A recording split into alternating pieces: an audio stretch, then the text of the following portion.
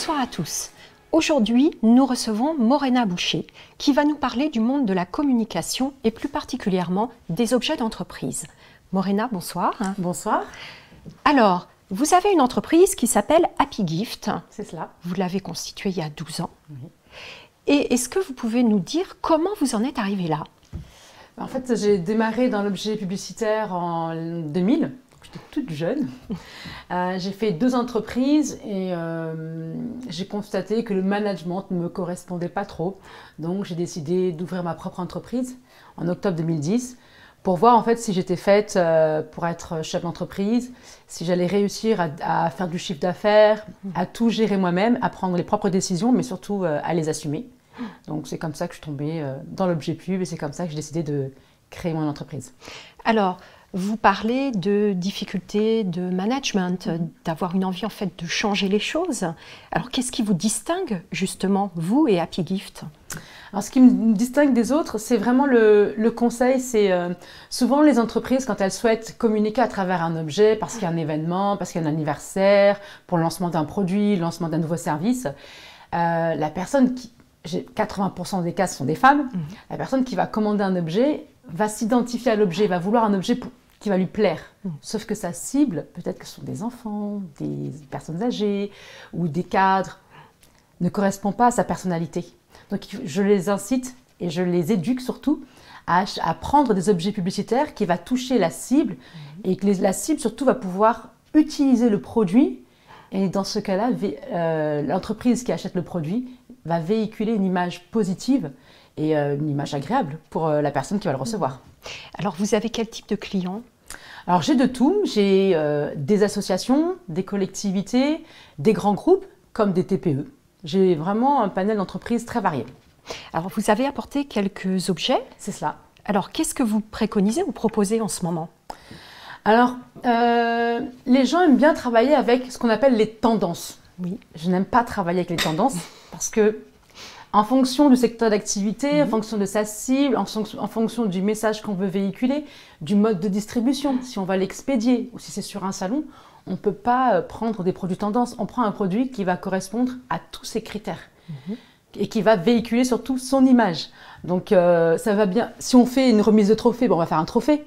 Et on va soit le créer, il y a plein de matériaux différents. On travaille sur le bois, on travaille sur le métal.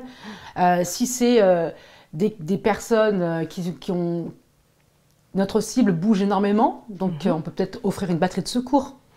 Tout dépend vraiment de la cible et dans quel univers on va l'utiliser. Alors là, je vois un tube avec des petites plantes fleurs, séchées, voilà, c'est ça. Donc là, vous avez voulu transmettre quoi? Enfin, alors, on est beaucoup dans tous les produits écologiques, un peu fleurs bleues pour changer un peu de l'atmosphère qui nous environne.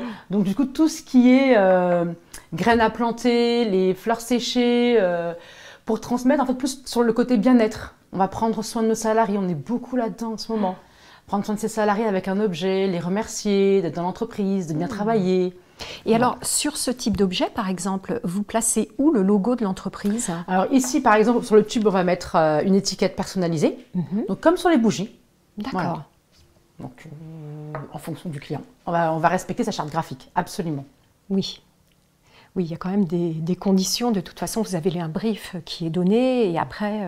souvent, j'ai même des clients, je suis obligée de leur dire non, votre charte graphique, on ne peut pas faire ça.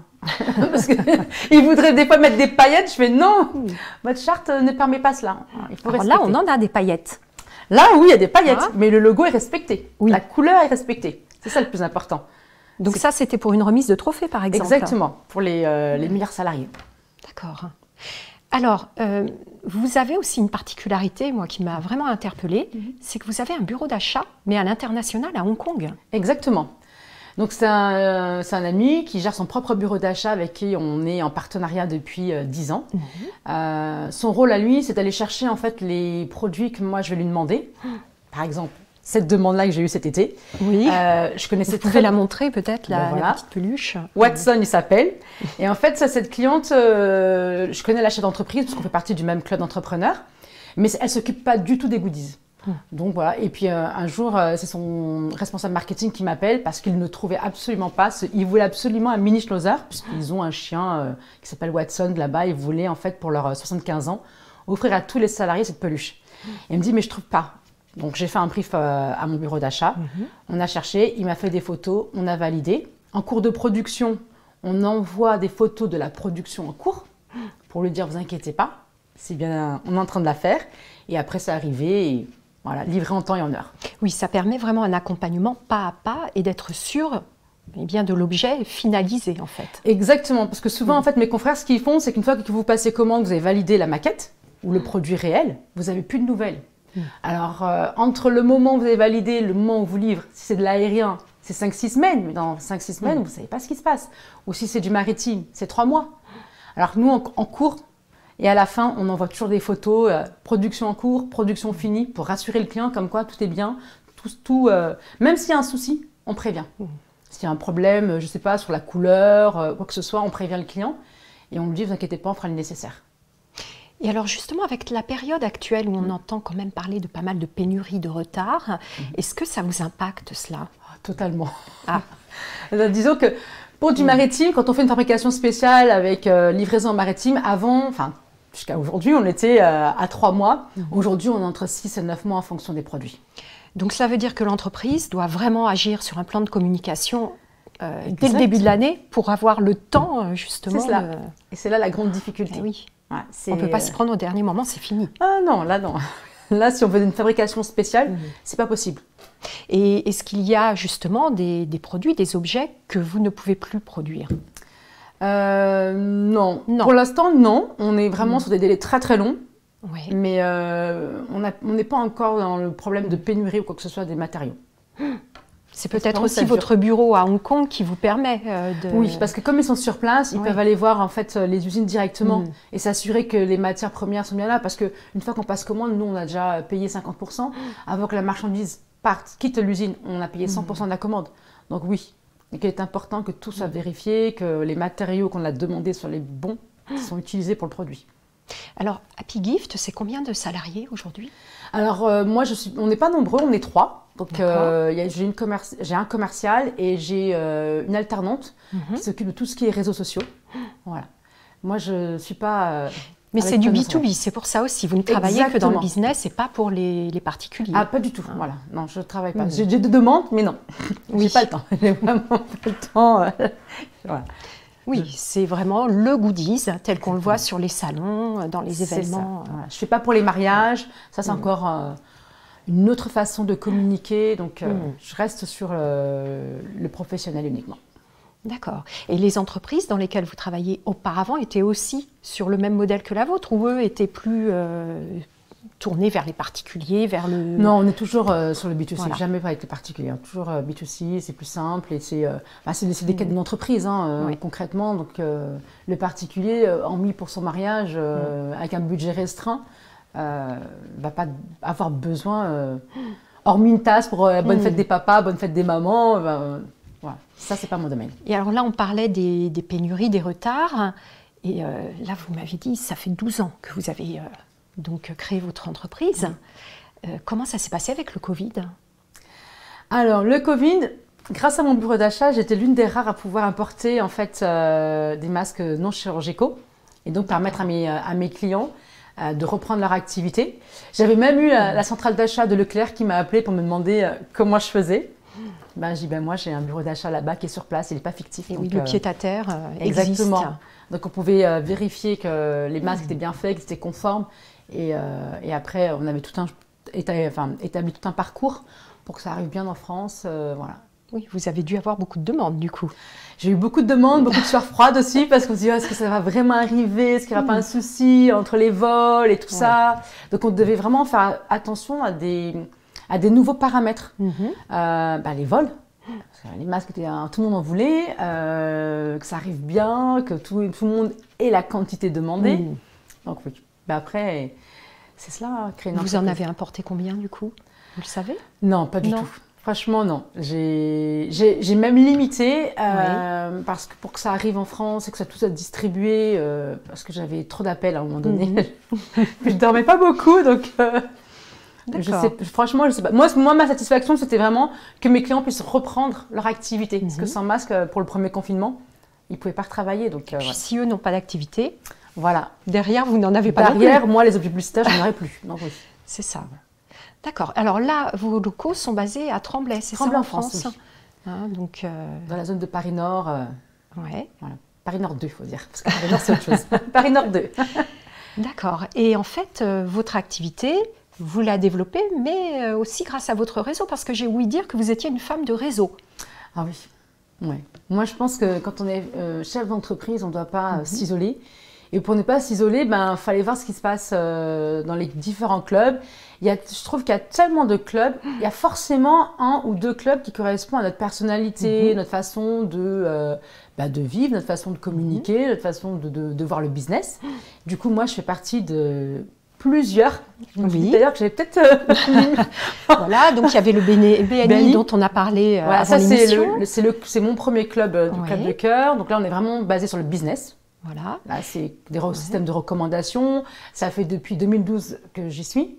Donc, voilà. Ensuite, j'ai deux clubs. Avec un côté féministe. Exactement. Voilà. Donc, il s'appelle FCE 93.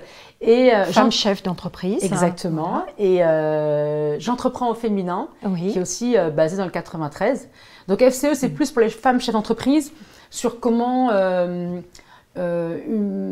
avoir une posture de femme et de chef d'entreprise dans son entreprise, quels sont les outils qu'on peut avoir pour se développer, comment on se sent, et avoir en fait les mêmes problèmes qu'on peut se raconter là dans ce club-là et développer en même temps du business. Et j'entreprends en féminin, c'est pour toutes les femmes en fait porteuses de projets. Oui. Et oui, elles ont beaucoup d'intervenantes de qualité sur les différentes problématiques aussi, sur par exemple les réseaux sociaux, comment les alimenter, comment ça se passe. Et là, elles ont des intervenantes certifiées et qui viennent vous aider. Et c'est sur des matinées, des heures. Et donc vous-même, vous accompagnez quelques porteuses de projets ou pas? Non, pas du tout. Moi, je suis mentor. Alors sur ME93, un club, voilà. Et je suis mentor d'une société qui a 2 ans d'activité. Donc j'aide le chef d'entreprise à avoir une posture d'entrepreneur. Je n'entre pas du tout dans son business, mais qu'il s'assume en tant qu'entrepreneur et surtout qu'il évite de s'isoler. Avec mon expérience. Alors ça vous demande quand même un petit peu de temps, toutes ces activités? Du temps, de l'organisation, oui. L'avantage, c'est le BNI, c'est tous les vendredis.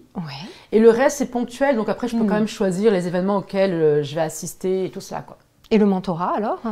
Le mentorat, on se voit une fois par mois. On communique aussi, on échange beaucoup par messagerie. Donc ça, c'est pratique. Voilà. Et j'essaye vraiment de le booster. Et puis, je vois aussi l'évolution. Donc, Oscar Otto, voilà, il a... Et parfois, vous allez quand même à Hong Kong ou pas? Oh non, je parle même pas anglais. Je parle même pas anglais, je baragouine. Donc, c'est pour ça, Patrice est sur place. Vous laissez faire... Voilà. Moi, je transmets le brief et son job, c'est de trouver ce que je veux. Voilà. Et de me le livrer avec validation et tout ça. Voilà. Et donc, en fait, si on en revient à l'origine, à la base, c'était un BTS.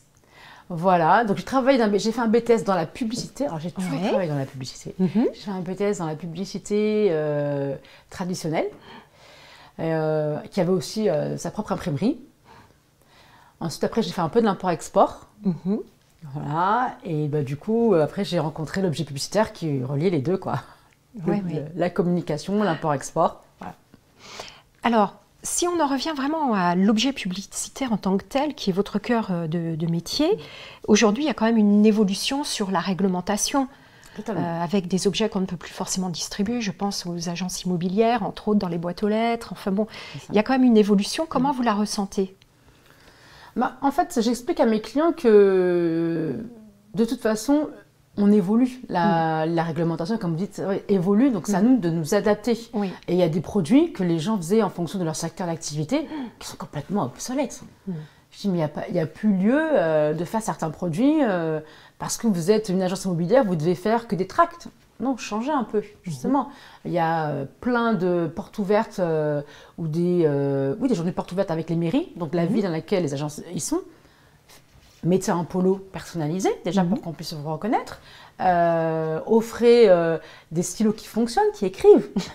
C'est la base, parce tout que simplement. voilà, des petits goodies sympas, au lieu de mettre des tracts où tout le monde met et à part jeter à la poubelle, on les garde pas, quoi. Le budget pour les entreprises, approximativement, ça va de combien à combien, mettons, un objet publicitaire Un objet publicitaire, il peut aller de 30 centimes à 400-500 euros, et là on est plus dans les stylos de marque, dans les produits de marque, parce qu'on a aussi cette partie-là de produits griffés, où là on ne va pas trop mettre le nom de la société, c'est vraiment on est dans le cadeau, plus le cadeau. Donc c'est beaux stylos, c'est... Voilà, de grandes marques. Qu'on ne va pas citer, bien sûr. Non, on ne va pas les citer. Voilà. D'accord. Voilà. Donc voilà, l'évolution réglementaire, vous y adaptez et vous passez tranquillement les étapes de la modernité juridique. Voilà. C'est cela, et puis nous on est là pour cela, j'essaie de me mettre un peu assez au courant de ce qui se passe, des produits tendance, des matériaux qu'on peut utiliser et d'autres qui sont complètement obsolètes, et tout ça.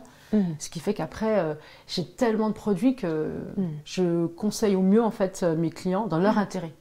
Et en termes de développement durable à proprement parler, justement, des matières que vous utilisez, est-ce qu'il y en a que vous blacklistez directement maintenant?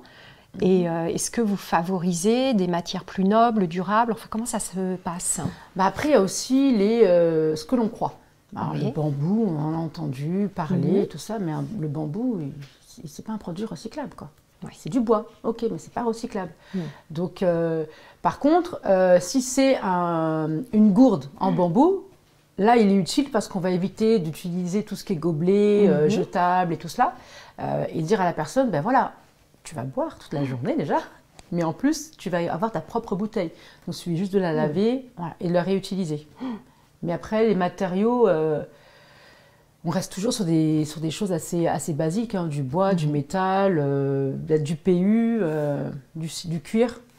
Après, on a beaucoup aussi de matériaux recyclés. Le cuir peut être recyclé, le plastique est recyclé. Il y a plein de choses en fait qui sont recyclées ou recyclables. Ok. Et par rapport aux usines qui travaillent en Chine, vous m'aviez dit que vous alliez donc les visiter, hein, le bureau de Hong Kong va les visiter. Est-ce que vous imposez quand même certaines règles sur le respect droit du travail, entre guillemets, qui n'est pas le même là-bas, mais voilà, sur les conditions de travail? Alors déjà, nous, on travaille énormément avec les usines qui ont déjà des certificats en fonction de leur spécialité. Par exemple, là, dernièrement, on m'a demandé pour la Coupe du Monde de rugby de l'année prochaine des sacs recyclés. Donc, on est parti vérifier que les usines qu'on avait interrogées avaient le vrai certificat, parce que tout le monde peut fabriquer un certificat, hein, malheureusement. Voilà, on s'est assuré que l'usine sur laquelle qu'on a interrogé ait le vrai certificat. Et on est parti sur place, justement, pour voir comment ils travaillaient. Donc, on fait très attention sur comment ils travaillent, comment ils emploient les gens, s'il y a des enfants ou pas. Voilà. Donc il y a une démarche éthique. On essaye. Alors après, on ne peut pas, mais en règle générale, on visite les usines pour justement éviter que le produit ne soit pas conforme, qu'on voit des enfants, ou quoi que ce soit. Donc, voilà. Après, à Shenzhen, il y a tellement d'entreprises, voilà, c'est plus facile pour nous. Une fois qu'on a trouvé une entreprise, souvent, elles ne sont pas vraiment spécialisées dans un produit, elles font plusieurs produits, donc on essaie de travailler toujours avec les mêmes entreprises. Comme ça, on sait comment ils travaillent et ça nous évite des mauvaises surprises, quoi. D'accord. Et donc vous-même, vos produits, est-ce que vous les présentez sur des salons professionnels? Enfin, comment ça se passe? Alors là, les salons reprennent. Donc, avant, je faisais un salon qui avait lieu à Porte de Versailles. Donc là, pour l'instant, pas trop. Je vais voir pour l'année prochaine si c'est intéressant pour moi. Généralement, je présente tous mes produits quand dans les réseaux, on fait des journées portes ouvertes, des choses comme cela. Mais on a un salon au mois de novembre, généralement, sur tout ce qui est communication événementielle. Cette année, j'ai décidé de ne pas trop le faire. Je vais voir un peu les tendances. Voilà, si les sociétés aussi ne vont pas couper les budgets, parce que quand une entreprise se dit en difficulté ou est en difficulté, le premier budget qui saute... La com. Voilà. Bien sûr.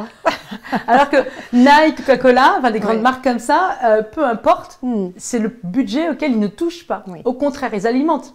Si on ne dit pas aux gens qu'on existe, on n'a pas le monopole d'un produit. Tant qu'on n'a pas le monopole d'un produit, et on doit communiquer. La visibilité est importante. Exactement. Sinon, vos concurrents le feront. D'accord. Alors, pour finir quand même, on arrive aux 20 minutes de l'émission. Déjà? Mais oui, déjà. On va quand même sortir un petit peu de ce cadre entrepreneurial. Et puis, vous allez nous parler de votre péché mignon, pour mieux vous connaître. Non, c'est pas un péché. Non, pas du tout. Alors, moi, je n'aime pas trop cuisiner. Voilà, donc, mais par contre, j'aime bien manger. Et ce qu'on aime dans ma famille, c'est découvrir les bonnes pâtisseries. Donc, je fais pas mal de kilomètres pour aller découvrir la bonne cuisine. Dernièrement, je suis partie à Lille pour découvrir un restaurant. D'accord. Je peux faire des kilomètres si la société ou le restaurant, le pâtissier, en fait, ce qu'il propose m'intéresse. Alors, vous parlez des pâtissiers, par exemple. Quel est votre gâteau référence? C'est les macarons. Ah. Les macarons, mais voilà. D'une société.